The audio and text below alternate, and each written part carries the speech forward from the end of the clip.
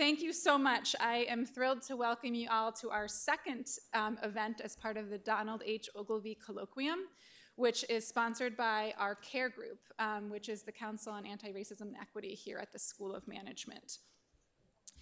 It's wonderful to see a strong audience here, a mix of students, staff, faculty, and alumni, and that's exactly what we were hoping for with a lot of the initiatives with our CARE group.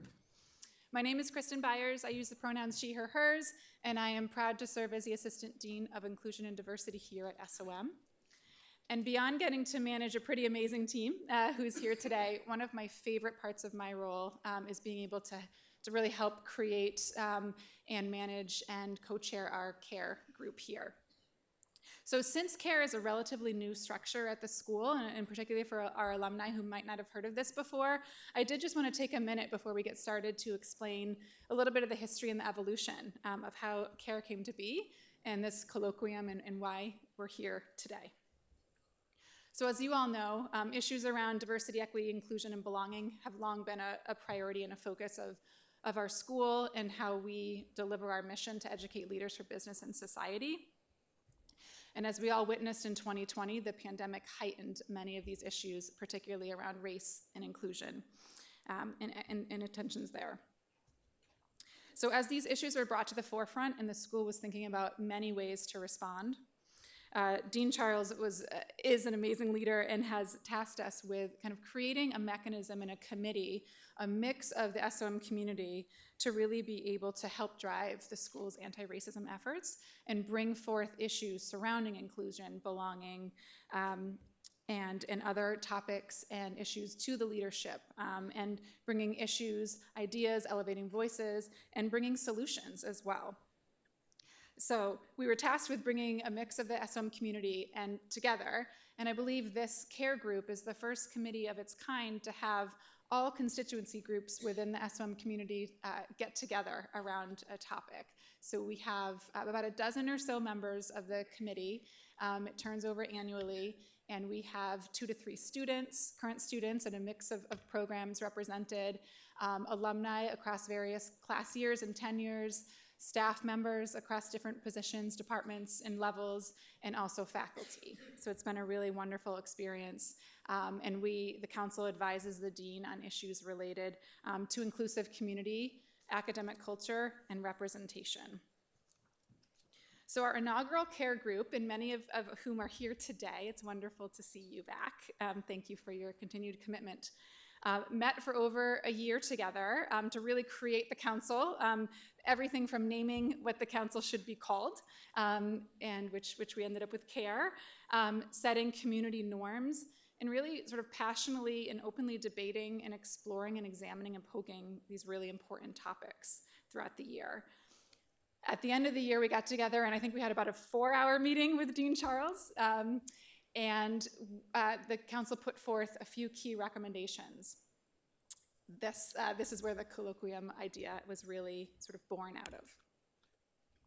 So the idea of this colloquium concept is really to focus on bringing and mainstreaming the bringing of underrepresented leaders of color to our campus regularly to engage with, visit, and really immerse themselves with our community, and also to highlight stories that are not usually told in business. And so we hope to hear more about those stories today.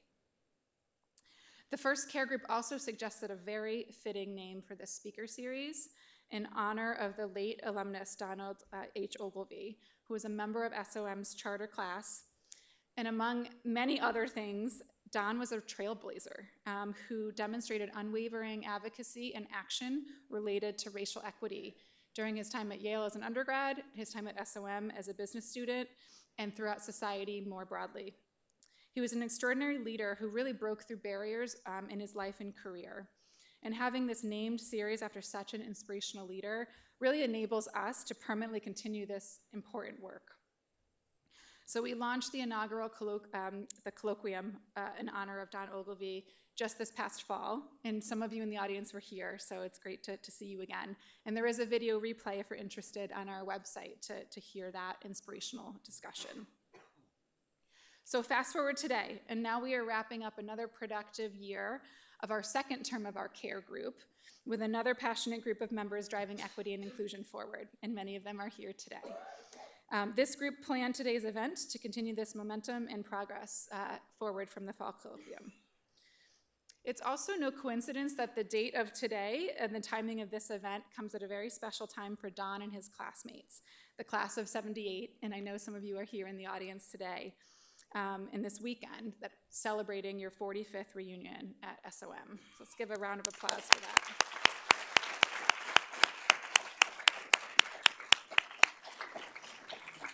I also have to give credit to a student who is here today who brought me the very brilliant idea to align this colloquium with Alumni Reunion after she was positively impacted with her conversations with our alumni during the first colloquium, so thank you. So CARE picked a very fitting theme for today's event in alignment with Don's legacy and also the mission of CARE. And after hearing about from these impressive speakers today, you'll understand why they were specifically selected to represent the theme around breaking barriers. So before I call up our keynote moderator, I just wanted to extend some thank yous, so thanks for your patience. First, I wanted to thank you all, our audience here, and to see such a commitment here. And thank you for those that traveled far and wide to be here with us today. We're especially fortunate to have a special guest here today. Don's daughter, Samantha, is here today for the second time, with her ongoing support in honoring this commitment in her father's honor. So thank you, Samantha, for being here.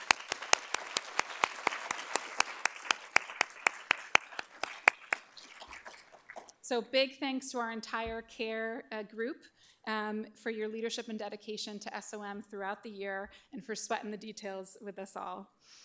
We are going to be meeting next week with the Dean to put forth our final recommendations for this year's work, so much more to come on that note. And thank you to all the members of the SOM community and many of our colleagues across departments that really made this colloquium possible. There are really too many individuals to name because it was a team effort and it's really integrated into the school's ethos. This event would not be possible without a dedicated team behind the curtain doing all of the work, and I take no credit for that. That is firmly on my team. Big, huge thank you to Zanaya, who's the project leader for CARE, and my full OID team who really makes this magic happen every day.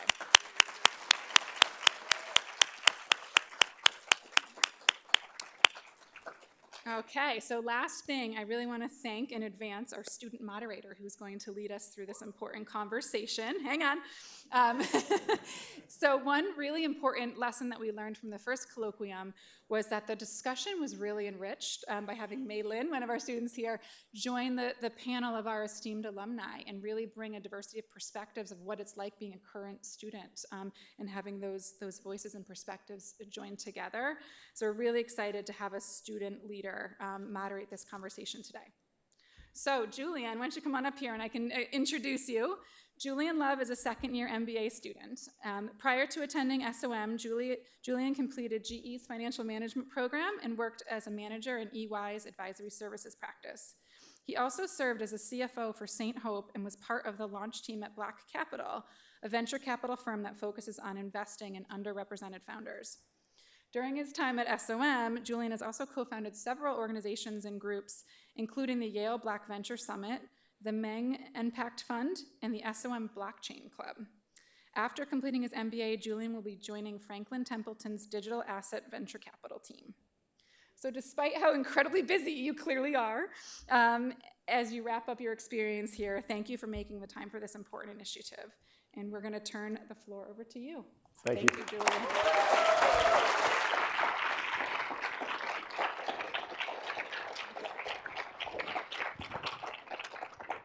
All right, thank you all for being here. We have an amazing panel ahead of us. I got to take a little time to dive into their backgrounds, and I'm super excited for this conversation. So I won't waste too much time, and I'll invite them up. So one at a time, and so when I invite them up, give them a warm round of applause. First, Funmi Akinlawan.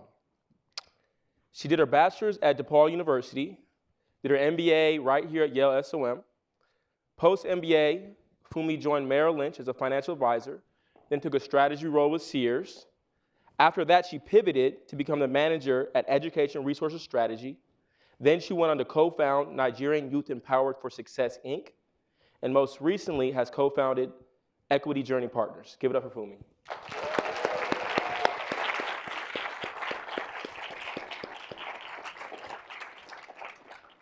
All right, next up we have Beanie Barnes. Beanie Barnes did their bachelor's at University of Nebraska-Lincoln, also did their MBA right here at Yale SOM, then went on to be a teaching artist at the Ghetto Film School, was a staff writer at both Paramount and Disney, and a business strategist for Little Lux Co. Give it up for Beanie.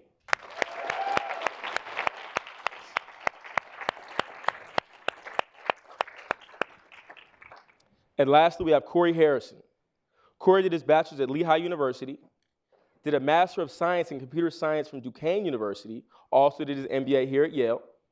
Pre-MBA, he worked in technology and operations at J&J and the Tata Group. Post-MBA, immediately, he went to do investment banking at UBS.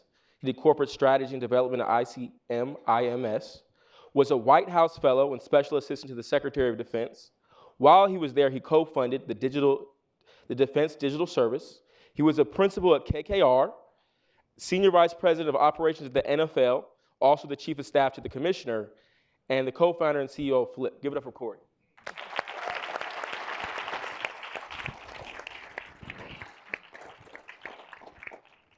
All right, so as you can see, we have an amazing panel.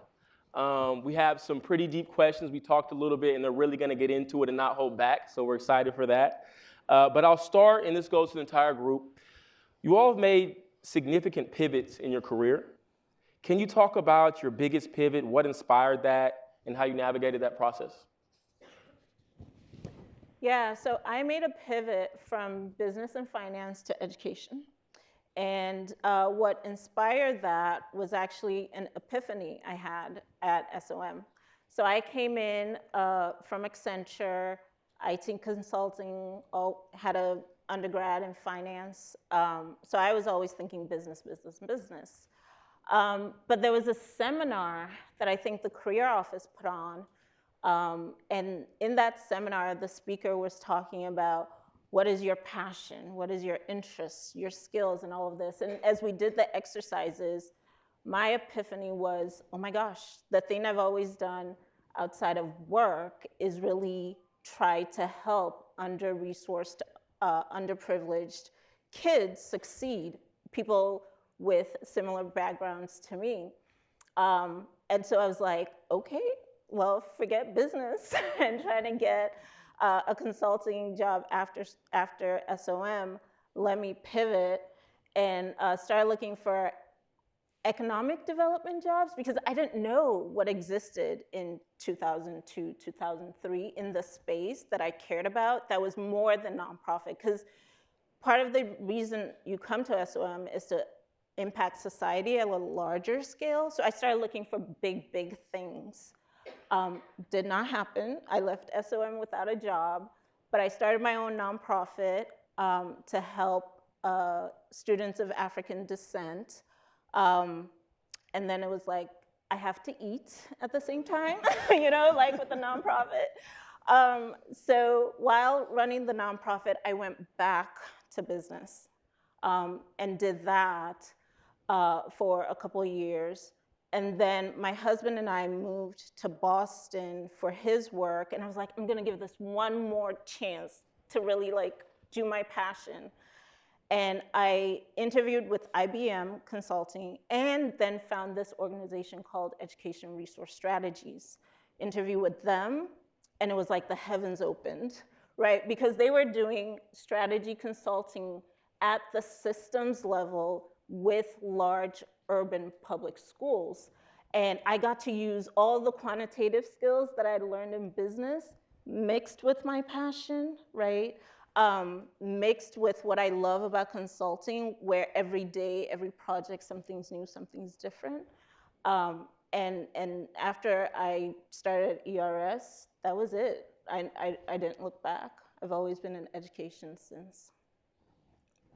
Yeah, the biggest pivot that I made was going to the federal government. It totally changed my life in many ways. So post-SOM, I always said I wanted to start a company, and I was like, I'm gonna start a company, I'm gonna run for office, right? The office thing is kind of gone now, right? Especially after my government experience. I'm good. But the the start a company thing, I took a bunch of experiences after SOM to try to round out my skill set so that I can be a founder one day. And I grew up pretty humble beginnings, single parent home. Grew up next to a military base called Fort Dix, McGuire, New Jersey. So I had, I'm a communities kid, right? I had a bunch of people kind of contribute to my life. So service matters to me. It's part of the reason why I chose SOM. I had this opportunity to apply for this program called the White House Fellowship. I didn't think I would get in. They had thousands of people apply every year, and this was under the Obama administration. And I ended up getting it, right? And one minute I'm running operations at a technology company, the next minute I'm in a Secretary of Defense's plane, right? Someone's calling me sir a lot, which I didn't really get, right? I was like, you just call me Corey. And next thing you know, I'm a member of the Secretary of Defense's front office, so part of his personal staff. And it's funny, when I got into this fellowship, it's called the White House Fellowship, right? So I wanted to do the most prestigious thing. I wanted to work in the White House. Didn't quite pan out that way. The Pentagon was where I was needed the most. And it's funny, I actually realized why later. So this might be a surprise to anyone in this room. There's no shortage of really, really screwed up technology in the government, right? Surprise, right? And there's a talent shortage, right? No devs, developers want to go work for the Pentagon and put on a suit and sit in the bottom of the Pentagon and not get paid and not have Wi-Fi, right? So the secretary asked me to build this digital service, and we basically created a whole new team. It's now a directorate within the Pentagon. And it's now a couple hundred people, but our mandate was simple. It was to get talent from, get the best tech talent in the world to come spend time in the government to work on really, really messed up projects. So you could think systems that give veterans their benefits. There's a travel system that all service members and their families use whenever they move, right? That's a really, it drops flights, right? Like those kinds of issues. So it's funny, I spent most of my life in business, but then next thing I'm trying to figure out how to stand this thing up in the Pentagon, right? I'm trying to figure out how to navigate a very hierarchical building and get things done quickly, right? My fellowship is only a year, by the way. It takes a year just to get someone hired in the federal government, if not longer, right? So there was a lot of what we like to call bureaucracy hacking. That was a real job in the team that I ran there. It was incredibly successful, but it was incredibly difficult. And I think the pivot piece. The pivot was difficult for me because we couldn't train on this stuff at SOM, right? Like how do you train for that, right? How do you build a new team in a building? Some of the building doesn't want you, right? Because you're the innovation team, right? And by the way, if anyone here runs an innovation team or is on an innovation team, you have to be careful because if there is an innovation team in a company, it inherently signals to the rest of the organization that they're not innovative, right? Right? Right. So we could talk more about that later, but completely changed my life. I met my co-founder of the company that I'm building right now. I met friends for life, and made a very, very big impact, I think. I worked in the Obama and the Trump administration, so I stayed the first year of Trump as well. For me, politics aside, the things we were working on were just too important for me to walk away at the time, right? Veterans need their benefits, service members, kids, they should be able to book a flight and get to where they need to go, right? That has nothing to do with who's in office. So I stayed an additional year before going back to the private sector. I feel so underaccomplished. After SOM, I went out with two friends and colleagues who were also people of color to start a film fund. At the time, there were all these funds that were coming into the industry. I was able to take a look at them and through the knowledge I had acquired and also my experience actually being an artist, see where I thought I could really fuse business and filmmaking. So we started this fund. It was something that we were trying to do small. We were just trying to raise 75 million AUM. And we ran into a lot of issues. A lot of people we met with so many private equity funds, hedge funds. We met with pension funds, private individuals, and we would hear all kinds of things. And I was spearheading it.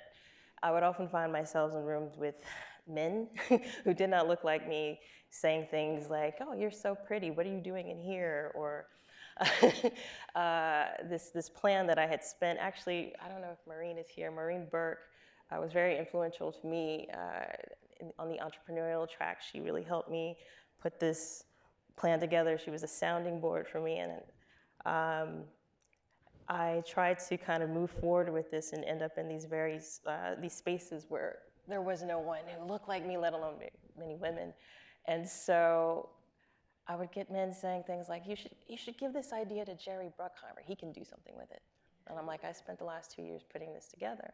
So we realized it was going to be an uphill battle. We finally were able to get about 60 million in commitments, but those commitments came with all kinds of strange caveats.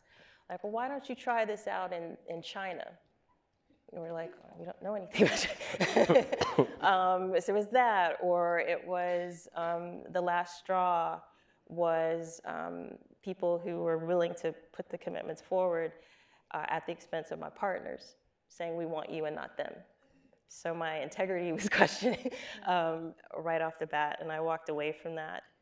The economy actually went into a tailspin after that. You know, this was between 2008 and 2010. It was kind of a shaky time. So I started doing film consulting, which was great, but also, even though I had a background as an artist, once you have an MBA, people can only look at you as a suit. So I was kind of half in, half not for a while, and then my fiance got sick with cancer. And this is kind of where the pivot started. So as that was happening, she was a film producer at the time and was nominated for an Independent Spirit Award, which is kind of like the indie equivalent of an Oscar. We flew out to LA for that event. And when I'm out there, a buddy of mine that I had done a fellowship with a long time ago, this organization called Film Independent. You should look out for him. He is absolutely brilliant. His name is Khalil Joseph. I go to visit him when we're out there, and he was real with me. He was like, yo, B, what are you up to? And I said, well, you know, I'm consulting. And he just stopped and he looked at me and he said, why? I said, well, I have an MBA. And he said, you know, you're not writing, you're not creating anymore. I said, no. And he shook his head and he's like, that's too bad, you were really good. And I got on the plane ride back and I couldn't get that out of my head, and he knows this. And I just kind of went back to work on some screenwriting work that I had been doing. And after my fiance got through chemo and was on the road to get back to remission, she said, look, you got to do this. You have this knowledge, and I know you want to prove that you can use this MBA, but you are an artist, and if you don't at least go out there and try, you're going to be unhappy, and it's going to make me miserable. So we'll figure it out. And so she said, but approach it like you would approach business. And so what I did was I wrote, and I compiled a portfolio of my work. And then when I felt it was ready, I put everything out, and then everything started winning and doing things. And it kind of culminated with, there's this competition, it's an amateur screenwriting competition for the Academy that the Oscar people put on every year called the Nickel Fellowship. And every year about 7,500 people apply. They only name the top 10. And then in 2016, I was the top 10 out of 7,500. And that literally was the completion of my pivot.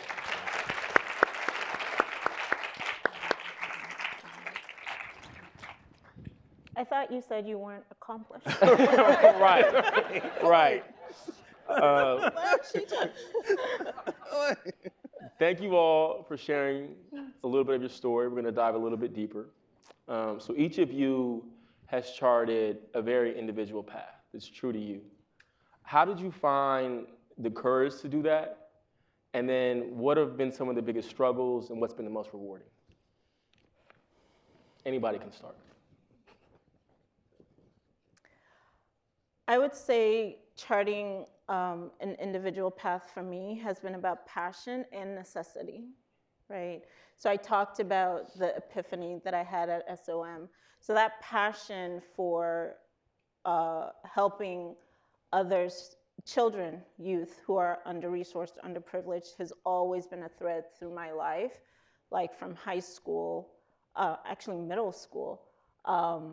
You know, I was in a church youth group and they made me the teacher of the youth. And I'm like, but aren't you supposed to be teaching us? You know, start out there, sponsor children, tutor after school, all of that. So that passion has always been there. I just didn't think it could ever be like a job, because I'm an immigrant kid from Nigeria. We only have 4 occupations: lawyer, doctor, engineer, accountant. That's it. That's all you get, right? So like thinking that I could work with kids for my pay was not even an option, but that passion has always been there. So discovering it here was fantastic. But when I talk also about necessity to create that individual path is, I think, what led me to co-found my own consulting firm now is I'm a mother of 3 kids. And my kids are still young, 13, 7, and 3. And I loved my job. I told you, when I started working at ERS, the heavens opened. Loved my job, loved traveling. But you cannot do that as much when you've got 3 kids, 3 young kids. My husband, great support, but he doesn't hold a 9-to-5 job. He's on call on weekends, on weekdays. And there was a moment where I was traveling to Ohio for work to help the Cleveland Metropolitan School District. And someone called me from my daughter's school and said, there's no one here to pick her up. After you'd already made childcare arrangements, it fell through. He's on call, and I was just like, oh, you know, do I turn around? Do I keep going? What do I do here? So you start making calls, got someone to pick her up, but unfortunately it started making me think about, can I really do this?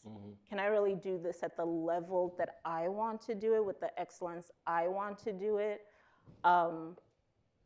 In this organization that has been so good to me. And so I stepped back. I stepped back for a couple of years to care for my kids. And after the 3rd one, I was like, you know what? I'm gonna create my own firm.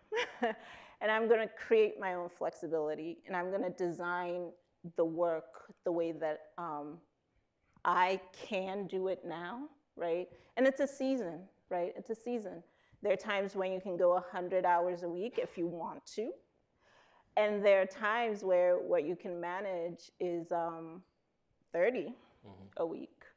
And so for me, when I talk about that passion, I'm always gonna be in this space. I know that for sure now. But the necessities of life will dictate how my path looks as I navigate through it.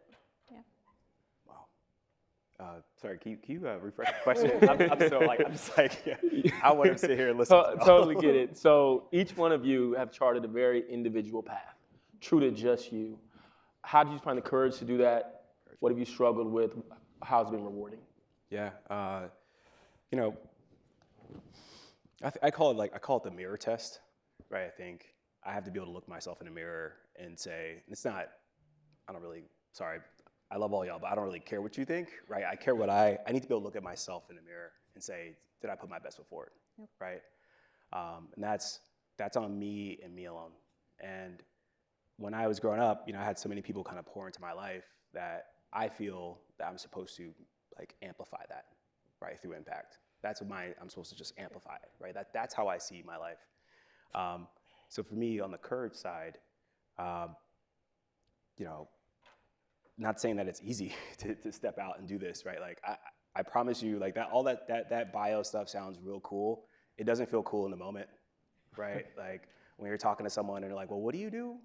Right? Like you quit working for Roger Goodell? Are you crazy? You got free Super Bowl tickets, right? Like, It's true. or people are just like, hey, like you don't check my boxes, right?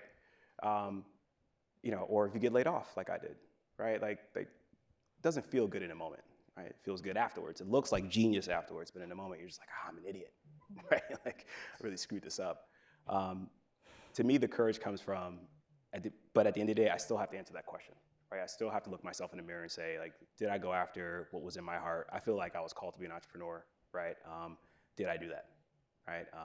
The decisions that I make along the way are either going to be, most of the decisions that I made are in preparation of that goal, right? So when I left SOM, I was like, wow, I really know how to do, I ran the finance club. So I was like, I can get you a banking job, right? Like I can do a DCF in my sleep. But if you put me in the CEO's chair, do I know what I'm doing, right? If someone gives me and trusts me with capital to run a company, do I know what I'm doing really? Maybe I should prepare for this. And that's why I made some of the decisions. That's why I worked with some of the people I did. I basically put myself through like CEO boot camp for 10 years, right? Like studied behind some of the best CEOs in the world, right? And was their right hand. And, you know, I think now I had the courage to kind of step out because I feel prepared. But for me, it's all about answering that question. Like I have to answer that question.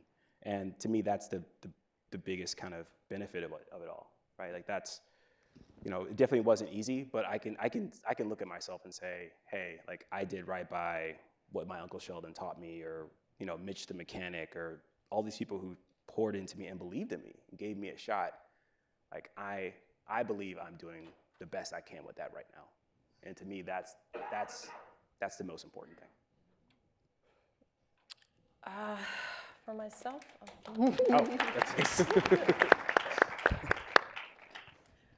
for myself, it's a strange mix. Everything that I love, it tends to always come back to story. Oftentimes, people dismiss story as something for children, but we really don't think about how often we hear stories every day, narratives, even to explain what happened at the market at the end of the day is a narrative. The reason they're so powerful to me is because I believe they connect us through space and time. And they help inform us what it actually means, you know, this crazy, beautiful, traumatizing, horribly frustrating, beautiful thing called life that none of us understands. You know, we don't understand why we're here, and we're all just trying to make the most out of it.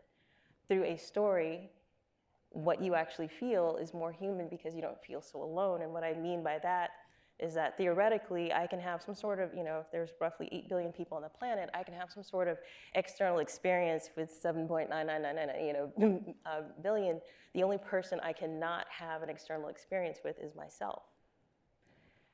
And we all have that. And in that experience is fear, is loneliness, is a desire to be loved and accepted. And so what stories do is kind of affirm those things for us, but it's also a way for us to further this relationship. The most important relationship I think we'll ever have is the one we have with ourselves, so that we grow, we understand who we are. So for me, getting to that truth is a mix of curiosity. I work with young people, or I used to. I'm still in their lives as mentor, but I'm always telling them, you have to be this constant, annoying 2-year-old, always asking why. Ask why about the world, and to be curious enough about it. When you're curious about the world, you care, and that curiosity leads you places. And that through leading places, that's when you actually start to tell the story of yourself and connect with other people. So between that, and I think kind of staying true to the values that, as Corey mentioned, values that I was raised with, my parents, myself, I was born in Mississippi, or from the South, and my mother would always say, you know, we might not have much, but we got that. So I just try to find the truth of my life through those things, and I think that's it. Thank you. I feel so pressed for time with you all. I want to ask like 10 more questions, but I'm probably going to ask 1, maybe 2 more questions, then I'm going to turn it to the audience. So if you have questions, be thinking about them right now. We'll stay kind of deep in meta for 1 more question, then we'll get more tactical. So I personally have a North Star for my life and my career that kind of guides my path and my decisions, and you guys have touched on this a little bit. But Do you all have North Stars or a pinnacle you're chasing? And if so, can you talk about it and how it informs your decision as you kind of build your careers? Look at you. Yeah, I'm happy to jump in. Yeah, so for me, it's impact, impact on my community. Many of the jobs that I took were because of the impact, and I felt like I always ask myself, I'm like, hey, like, am I needed here, right? So I mentioned the White House Fellowship. We're even working with the commissioner of the NFL, right? Like, I didn't play football. I'm a basketball fan, right? And mind you, yeah, he's famous. It's easy to take a job for him. But to me, it was an opportunity to have impact, right? I know what sports, or particularly NFL, means for so many people in our country, particularly service members of our country, and this was an opportunity to have impact at the highest level, right? And I think, yeah, it's cool and sounds good on paper and all that stuff, but for me, it was really about having that impact. So I've just been like chasing that since I've been at it. That's why I came to SOM, right? I was working in IT. I was like, I want to start a company one day, right? I want to work in the government, right? Well, I guess a lot of people don't say they want to work in the government, but I did, right? Like I was like, I want to have an impact. These are again, like I'm looking at the impact, right? If you can imagine, if you're able to get a new policy for entrepreneurs, for Black entrepreneurs, passed, how many lives and generations would you impact with that, right? Like that's how I think. So that's really been my North Star and continues to be, even in my role as a founder, right? Like my company is not as big as the NFL or anything like that, right? But it is now my time to build something of my own with people I trust so that we can make our own impact on the world. Awesome, thank you. Anybody else want to tackle that one? For me, it's connection. And again, it just always comes back to story. If you go back to the earliest stories, from Gilgamesh to the Bible, whatever it is, genuine empathy is extraordinarily difficult for a writer to do. It is of my opinion that you see less and less of it in the marketplace. Rather, people have confused or conflated empathy with sympathy. Sympathy is very easy to generate. It just means I have to throw the kitchen sink at my characters and play up the right music, and it can manipulate your emotions. It is completely different to say I feel for you versus I feel with you. And that connection, that empathy, to me, is the most powerful thing you can experience as a human being. And I think I'm also more drawn to that as a person of color because empathy is something that has not been afforded in my community. And so I find this mission, I think many storytellers, most storytellers that I at least admire, you can kind of see the thing in life that the questions. So when you write, you are essentially asking a question of the world, and the story is your answer. That is your perspective. In its best form, it isn't moralizing. It's not trying to control you and say, this is how I want you to see the world because this is how I see the world. It's literally just you making a statement about what you see.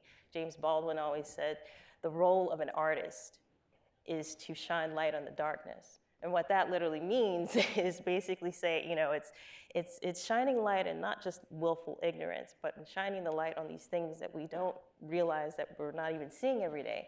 You're shining a light on the darkness within yourself. So now I've kind of almost lost track of the question. Go wherever you want to go. So yeah, most great storytellers, and I'll wrap this up, but they're always there's always something in their lives that is troubling them about the world, and you probably don't even recognize you're seeing that. I would say, and maybe you wouldn't agree with me, like in Scorsese's work, you see someone who is always coming back to this notion of violence being used to maintain conformity. And so for me, those things tend to deal around the notions of highlighting empathy through otherness, this horrible experience that people who've been othered have, and wanting to bring light and empathy through that, and ultimately for the hope of connecting. So. Thank you. For me, it's about purpose, and it took me some time to figure that out. But I'm at a place in my life right now where I feel like I am very clear on the reason I was brought into this world, and I want to accomplish that. When my time is gone or ends, which I'm not afraid of, I just want to know that I poured everything that I had into fulfilling that purpose. And I know for me, part of that is helping kids who don't have the information, who don't have the knowledge, who don't have the resources succeed. So whatever I do in life, that's always going to be a component of it. So purpose has been my North Star in saying, I know this is going to end one day, and I just want to go out empty. I don't want to keep anything when I go. It all has to come out, because then otherwise, what's the point? What's the point? Beautiful.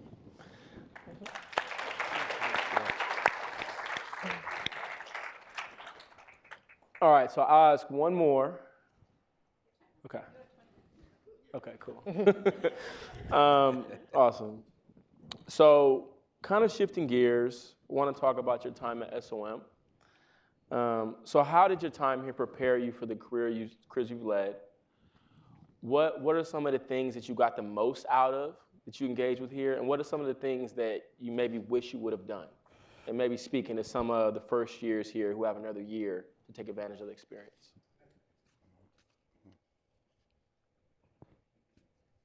You want to start? My time at SOM, I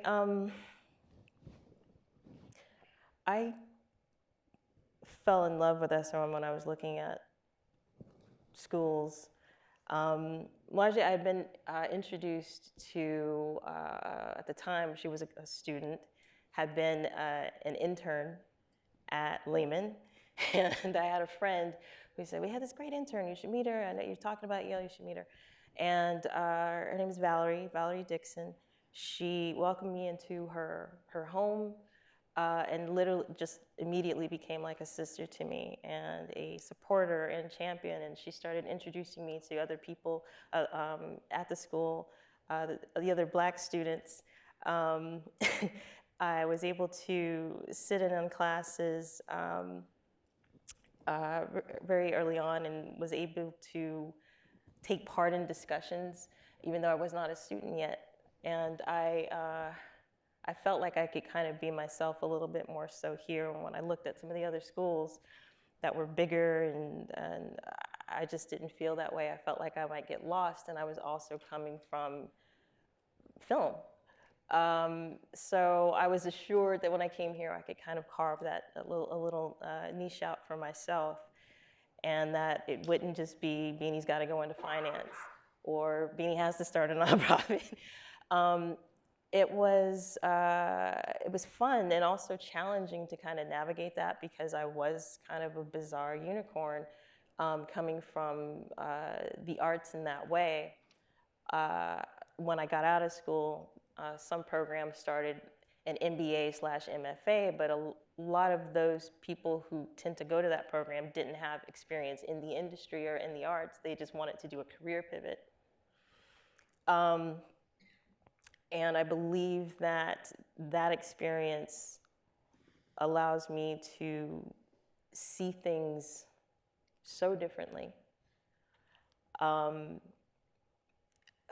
I believe also a lot of the values that that were taught here at SOM, I think even just kind of the mantra of, leaders for business and society, the leadership aspect of it was key.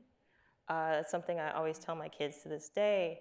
I don't want you to just be doers. I want you to be thinkers who can do. That's a very different mindset. So I ingested a lot of those things, and I think I continue to use them when pressed with so many things in the film industry in which you are constantly having either your personal integrity, your artistic integrity, or your financial integrity assaulted. And I pull from those things and always thinking about how to align interests in ways. I mean, we had so many fascinating classes and leaders that we were able to speak to in terms of what I wish I had more now. I mean, just use this building, seriously. So much here. But really, build as many relationships as you can with your classmates. Don't just be so focused on what you're going to get in the classroom, which is fantastic, but it's the beauty that you have. I have some of my classmates here right now. The beauty that you have with these relationships. And when you come to school, particularly grad school for the most part, you're going to be a little older, which means that you can have more intentional relationships, and this entire experience is more intentional about shaping you and who you're going to be and the things you want to do. So take advantage of that, and don't also just look for what you can get from this experience, but also what you can give. It's a two-way street.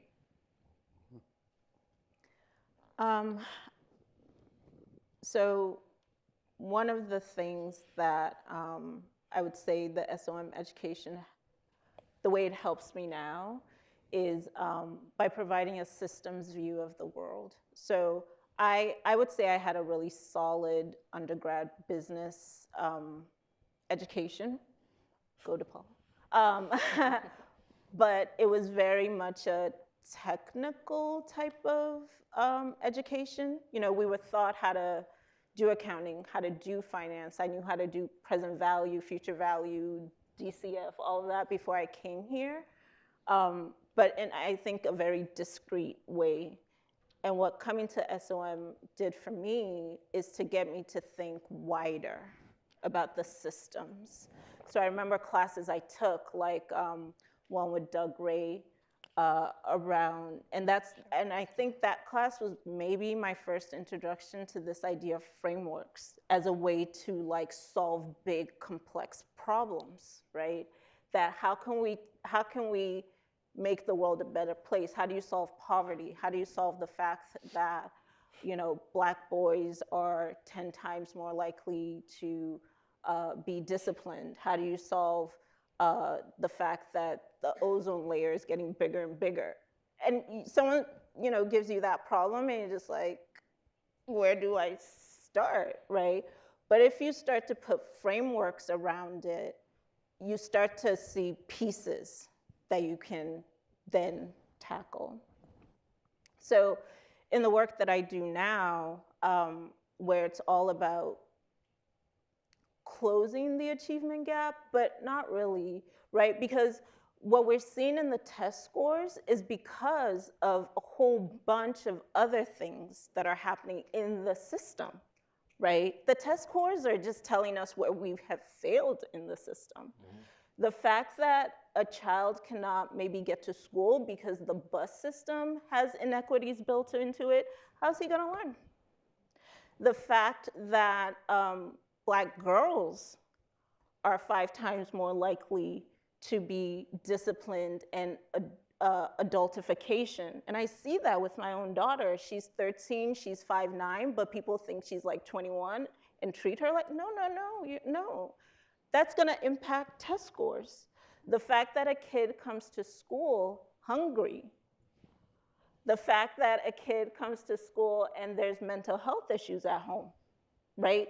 So in the work that I do now, it's all about, we're not just gonna, yes, what happens in the classroom matters, but we're also gonna look at all of these other areas, because for us to solve that, we also need to fix a whole lot of other things. So there's that I learned from SOM that was really impactful. Another thing is a class I took with Judith Chevalier and Barry Nailbuff, competitive and cooperative strategies.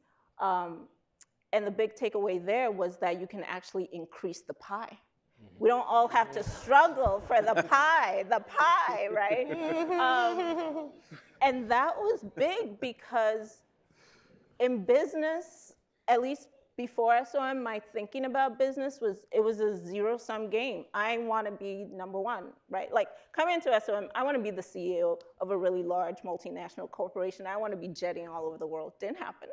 But I came in with this mindset of business was all about competition and who could be the best. And you go in a class like that, and it's like, yeah, but you can also increase the pie so that we all walk away with a piece of it. Mm-hmm. And can do more in our sectors. That has also influenced my thinking, because then life is not a competition. We can find ways to work together. What I wish I'd done more of, Beanie kind of spoke to it, is I wish I'd gotten out of SOM more. I really do. It's such a short amount of time, and I know the classes take up a lot of time, and they took up a lot of my time. But we're part of Yale University. Mm-hmm. So that means you have access to the law school, environmental school, divinity school. You have access to the theater school. Oh my gosh, I found out that, sorry. But I found out that one of the Black Panther actors, a couple of them, was here while I was here, and I was like, I should have like gone over to the theater school a couple more times, right. So if I had to do it all over again, I would just, I took a law class. I tried to take a stats class, and I was like, okay. But I wish I'd done more of just getting out, really tapping into the resource and the value and the wealth of Yale in general. Yeah. Corey? Yeah. When I really think about, like, besides the class and the preparation for me, it was actually like self-belief, confidence. He's here, I'll call him out. So Bruce Delmonico, when Bruce interviewed me, I sat down and I was like, all right, I got my suit on, I got my talking points, right, I'm ready to go. And he's like, yeah, so just, tell me about you. And I was like, oh, I was actually thrown off. I was like, you want to like talk about me, right? Like, or why I go across the country, like speaking to kids. I could definitely talk about that, right? And it was probably one of the first times, probably in my adult life that, particularly in the academic setting, that I felt really seen, right? It was like, hey, no, like they're actually picking you. Like, yeah, qualifications, right? We want you to join us. Mm-hmm. And for me, that was just like such a nod.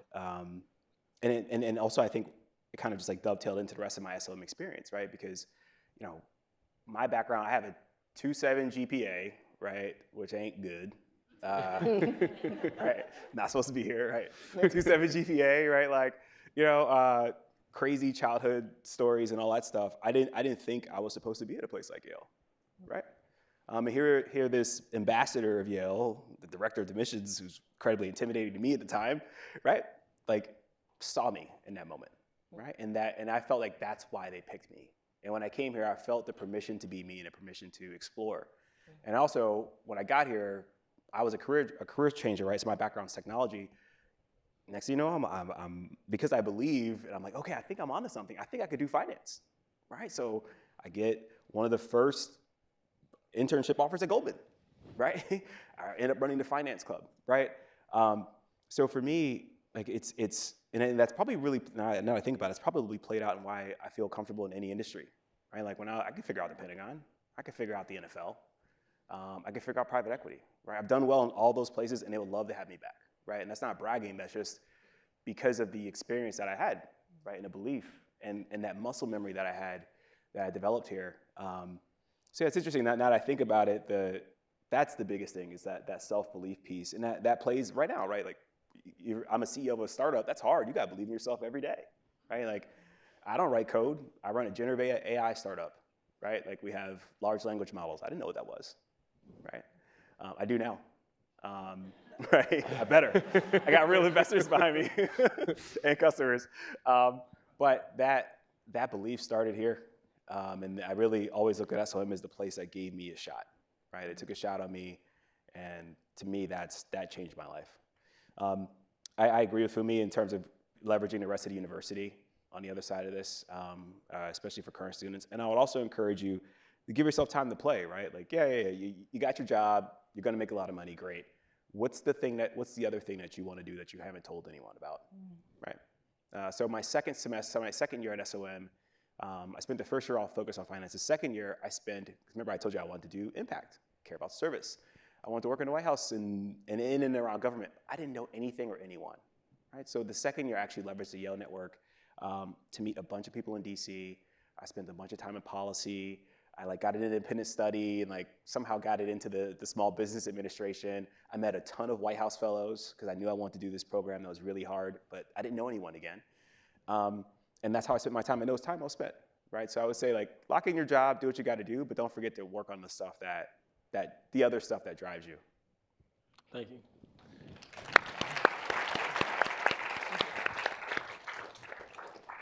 All right, so now we're gonna go to the audience. We got some mics circulating.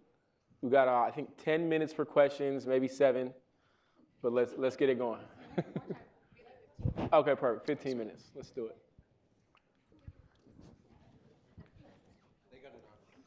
Now we can see. Hi, over here. She's already got Hi. My name is Dorothy Chen. I'm a first-year MBA student. Thanks for the talk.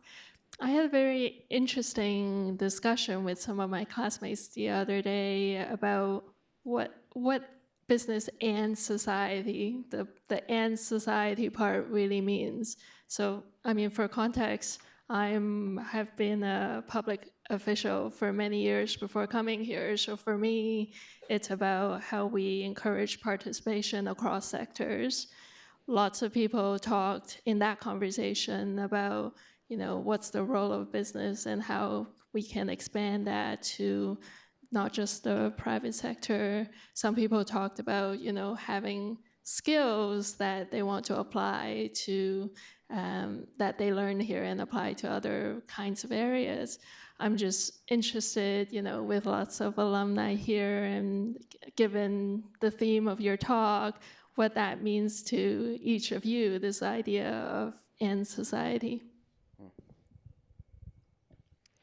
That is one of the best things about coming to SOM, I think, because at least in my class, it was great to be surrounded by people who were not just thinking about making money or money all the time. I remember taking a macro econ class, and my classmate, Ian Kim, we were talking about GDP and how to calculate it, but also what it represented and all of that. And Ian spoke up to the professor, and he was like, okay, we're just talking about money here. What about well-being GDP? How do we calculate is what society, or what is being produced in society actually good for society, right? You have those conversations at a place like SOM that I'm not sure you have elsewhere because everyone kind of has that same mindset. So for me, like I said, SOM was transformative in making me think about the fact that I could change the world with my occupation. You could do a job and get paid for it because, you gotta get paid, you gotta eat. You could do a job and also have that job make the world a better place. And that's what it means for me and what that SOM experience helped me discover. To me, it sort of goes into the theme, right? So breaking barriers, right? And I think there's traditionally, maybe not as much anymore, but traditionally there were these barriers between business and society, right? It was like, are you making a dollar decision or are you making a well-being decision? We need leaders. Part of the reason why I came to SOM is we need leaders who can facilitate conversations so both sides can hear each other, right? So one of the things I used to do when I was in the Pentagon is they'd be like, I don't know, 20 or 30 people in a room for like a big defense acquisition, like a big system software meeting and a bunch of suits and stuff like that. And I would send maybe 1 or 2 self-proclaimed nerds into the room. And I would just say, hey, you write code, just go sit in a room. And they'd be like, oh, what if they don't want us there? What should we say? I'm like, just go sit in a room, right? And what we found out is that while a lot of the folks on the government side were very well-meaning, very few of them could write code, right? And because our nerds could write code, they could basically call BS around government acquisitions, how long things are supposed to take, how much it's supposed to cost, et cetera, right? But if you keep both of those silos separate, the message doesn't get there, right? So the reason why I love this school is because I think both sides need to hear from each other because the world still kind of thinks in this very kind of polar sense. But the reality is, that's just not reality, right? And we need leaders who can help facilitate and break those barriers. So to me, that's what I mean. Someone else might call it like cross-pollination of ideas, et cetera. But like we need to be the leaders at the table that, you're right, if we're at a bank or something, we need to be asking that question about well-being, right? If you are in the nonprofit sector, right, there's some people who are doing nonprofit consulting. If you're in the nonprofit sector, you should be asking about profit, right? We need both, right? It's a both and. It's not an either or anymore, right? We just can't afford that. So that's my view. Oh, thanks. I like what you both are saying about well-being, and to me it always comes back to that at its core. So I'm going to frame this in a way. I'm going to essentially tell you a story, so bear with me here. That's what I do. It comes back to me, there's this word that we have in our lexicon, is this productivity. Oftentimes we don't really think about where that word comes from, what it has meant, and why we have it here. There was a really beautiful piece about this a couple years ago. I believe his name is Elliot Koss. He's an economist at Harvard. He wrote this piece in The Atlantic about how money became the measure of everything. You should check it out. Some of this I'm going to say might be a bit of a summation of what he said, but of course there's my own thought in there as well. So, it's basically this. Currency, money and capital, money and markets, not capital, but money and markets have kind of always been around. But it was not used as the metric by which we measured our well-being. It was just kind of this thing. Even here in this country, no one really cared about it for quite a while. This is a fairly new, it's a recent phenomenon that we're seeing about capitalism and what it means in productivity. So as far back as 1791, this was Alexander Hamilton. He was Treasury Secretary at the time. And he wanted to put together this report on manufacturers. He wanted to actually see if he could get some sort of economic indicators so he could start to embed this in the country. So he writes to people and says, please tell me the economic output of your assets. And they ignored him. Nobody wrote him back. Nobody cared. At the time, everybody was measuring well-being based on moral statistics. So it was, do you have prostitution around your area? How educated are you? How well-fed you are? That is how we were measuring yourselves as a society, which was basically, how well are you? How well off are you as a human being? Now, this is 1791. What's the change? 3 years later, Eli Whitney gets his patent for the cotton gin. Prior to this, there were about 700,000 slaves in this country, and there was some actual talk about phasing it out. However, once it was realized that this cotton gin thingy could make each slave more than 50 times more productive than they were, slavery experienced a boom. This is where we get this notion of productive efficiencies and all that stuff. So this all comes to a head. 1857, 1858, 1857, you have Hilton Hand. He is this writer up in I believe it's Boston. And he writes this book, this anti-slavery book. It's like what to do about the South. What are we going to do about the South? And he frames it in this way. I cannot make this up. He was a white supremacist abolitionist. And how he writes this book, and he frames it as basically, you should be against slavery because it is a debasement of the common white man. And he puts it in frames it in this economic terms, saying, look, up here in the North, we don't have slavery, and we have 15% more economic output than the South.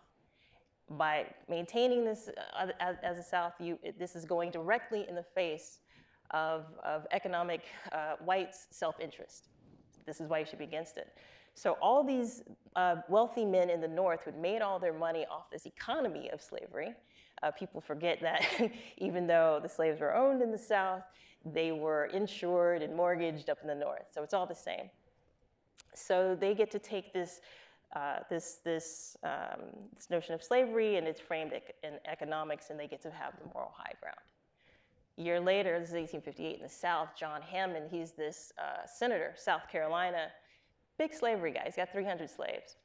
And he says, you know, how dare them, they're starting to come at us here down in the South, but we can bring the North, we can bring Britain, we can bring the entire world to its knees if we just halted cotton development, cotton production. And he says, we don't have to lift any gun to do this. He weaponizes the economy and says that we are the most powerful region in the world because of what we produce right here. And he goes on to say that cotton has made it so that every person in the South is now worth $16.66 a head, which is more than in Britain, which is $16.50. We're not even going to account for what they make up north because it isn't that much. And this is where he proclaims what most people who might maybe heard is cotton is king. So we start seeing this notion, at that moment, that's when we started to see these notions of what it means to be capitalized, something being capitalized. I'm going to take my capital and I'm going to put it towards something for some sort of monetary payoff, including people. This continues forward until 1897. We have one of our own, is a Yaley, his name is Irving Fisher. He writes in this journal called the Economic Journal, and he does this paper called Senses of Capital, and he's the one who starts popularizing the term human capital. And if you really think about what that phrase means, it essentially means people are there to enrich you. So we start seeing, we get through the industrial age, and this is when you have this rise of unions, because now you're seeing people have been reduced down to their quotas and economic output. This also goes in Europe, down in the Congo with Leopold II. If people weren't generating enough copper or whatever it was, they were having their hands, black people having their hands cut off. So it's all about productivity, how fast you can do something. And this gets into GDP, GDP is now supposed to be the indicator of how well off you're doing as a society, and we all know that that is not true. But that's been the thing. And now we're in this point, this inflection point, I'll wrap this up. But we're in this inflection point right now. And I'm going through this because I never thought I would be as a SOM graduate. I'm in a union. I am in the Writers Guild, which is something you have. And on Tuesday we went on strike, and there's still fighting the battles of the Industrial Revolution. This is where it's come to right now. This incessant, insatiable need to grow, produce, efficient. And those things, those terms, literally mean how can I get around your humanity? The limitations that make you human, the mistakes you might make in thought. How can I get around that so I can be as efficient as I can to make you work and make me money? So now, we're all business school, so Milton Friedman, a lot of people this was kind of a quote that was big at the time. He was kind of termed, I guess, more or less as the modern father of modern capitalism, because in the 50s and 60s, people were starting to ask these questions about social responsibility. What does business owe society? So he writes this article for the New York Times in 1970, and he's comes and this becomes this famous quote, that business has one and only one social responsibility, and that is to use all of its, I'm paraphrasing here, all of its means to make profit. That's what we hear, right? We don't hear the rest of that quote, which was so long as business is playing by the rules, it doesn't say whose rules, but playing by the rules, and competing in an open and free market without deceit or fraud. Somehow that gets left off. And so now we're living in a time in which businesses are creating their own rules, unchecked, unregulated, which seems harmful. Free and open, we can all debate about how true that actually is. And when we get to that last part of, without deceit or fraud, those are legit now business models. We come to accept a lot of this right now, that it isn't about this free and open market that we have, but living in a time where people it's all about what you can get away with schemes. If it's gray, full steam ahead, as long as no one stops you. So there's my belief in that is beyond well-being, beyond, what are you capable of making or producing anything besides money? It's just simply valuing the person across from you, and also valuing yourself. Why give so much of yourself over to this ideology of money? It's not even a resource anymore. It's this ideology of just get. It'll never be enough. To hold yourself accountable as a person to the person that you're trying to use to enrich you. Sorry. Thank you.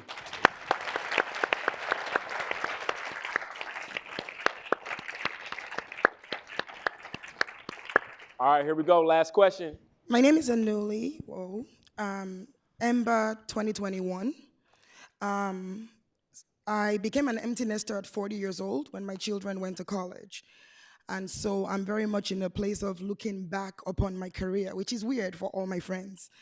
But building on the lines of what do you value besides money, of yourself and of the next person, which Bini said. Corey said having an impact, and Fumi said having a purpose. Putting those three things together, how do you work today so that if someone tells you your life is over tomorrow, you would be at peace? Easy one to wrap it up.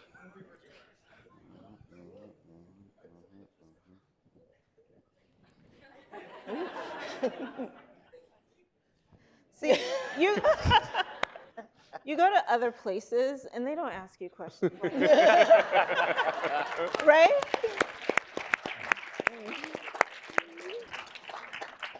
It's got to be at SOM, right? That you get the philosopher kings. I am. If someone said my life is ending tomorrow, I believe I would be at peace right now because, like I said, and it took me a while to figure this out, but once I figured it out, I'm one of those people, I'm either 0 or 100, and if you get me at 100, just like get out of my way. So once I figured it out, for me, a lot of my day-to-day life decisions have been about, am I fulfilling purpose? Like I wake up each morning and I pray and I'm like, God, whatever your purpose is for me today, help me to fulfill it. And so when I go to sleep at night, I sometimes reflect on my day and where I feel like, oh, I could have done better. Then when I wake up, if I wake up the next morning, I try to do better. But did I do the best today with what I know? That's how I operate and I try to live my life. And so that brings me peace because I'm doing the work that for me makes me proud. I'm producing what I am proud of. I'm hopefully raising children who, as I impart my values to them. I was having a conversation with Kristen earlier. I don't know how that investment is going to turn out, right? That's when I get to your stage and they leave my house, that's when I'll figure that out. But hopefully I have poured into them the best that I could with the energies and the resources that I have. And yeah, I think for me, once I figured that out about purpose, I just try to make each decision each day work that way.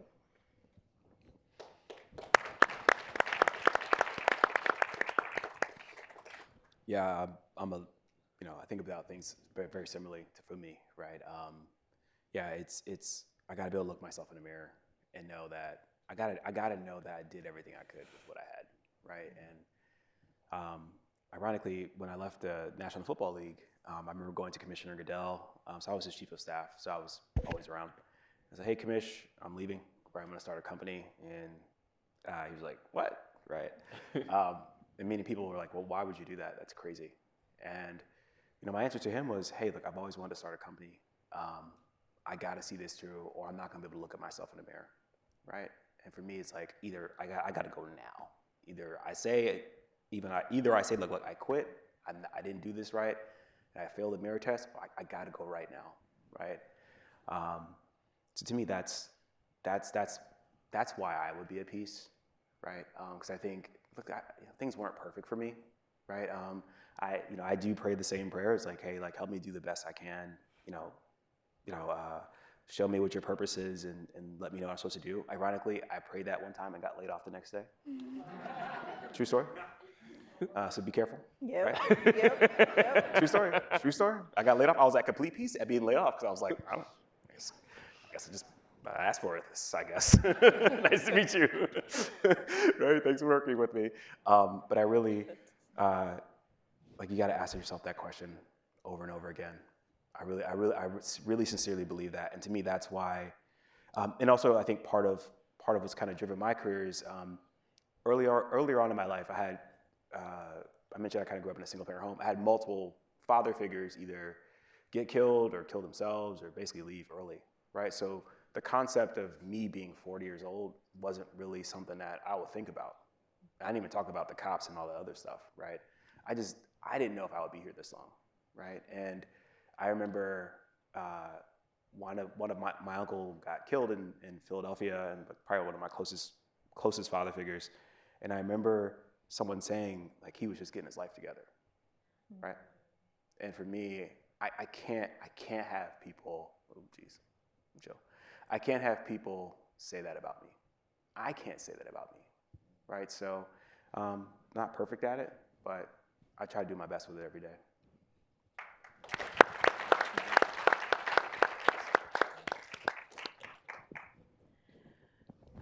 For me, like Corey's mentioned, having a level of trauma in your life early. I had that. However, I think one of the most traumatic things that happened was last August. I lost my best friend. He's 47, and this person was my creative soulmate. It's hard to explain what that kind of a relationship is. It wasn't anything I went looking for. It fell into my lap, and it was a true blessing and a gift, and it still is. But his loss allowed me to reassess some things in my life about how to live with more intention. Oftentimes, we start doing things and we're almost on autopilot to try to get the thing that we thought we wanted 5 years ago or anything like that. And right now, I cut things out if they don't make sense to me anymore. And I'm also very, very, very stubborn and precious. I guard my time. I always tell my kids this, and they laugh about this. I say the most precious thing that I have, the most important thing I have in my life is time, because I don't know how much I have left. So I'm going to put this in film terms. When they come to, when someone asks you to watch a film for 2 hours or to read their script, you're asking for time. So I always say, you owe me something for that. When what you owe me is a connection. You cannot take my time and make it about you. I don't care how cool you think the shot is. It's like, what's in it for me? It's a huge betrayal to take someone else's time and make it about you.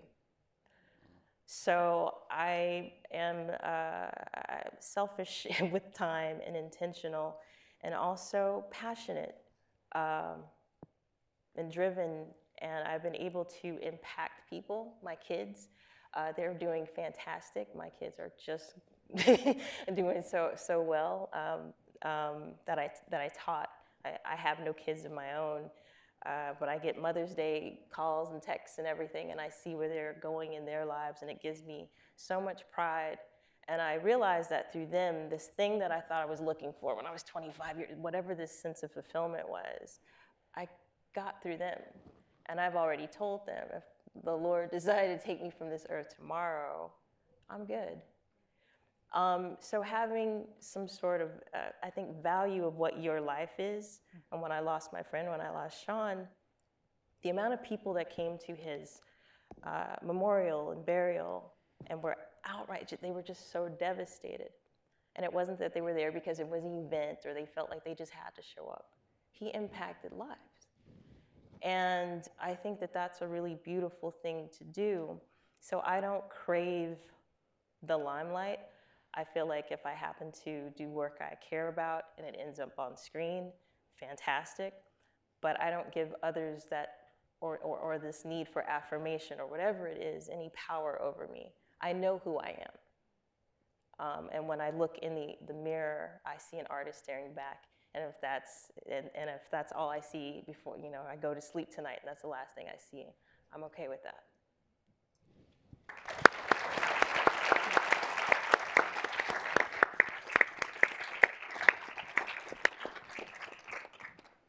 All right, let's give it up for our panelists one more time.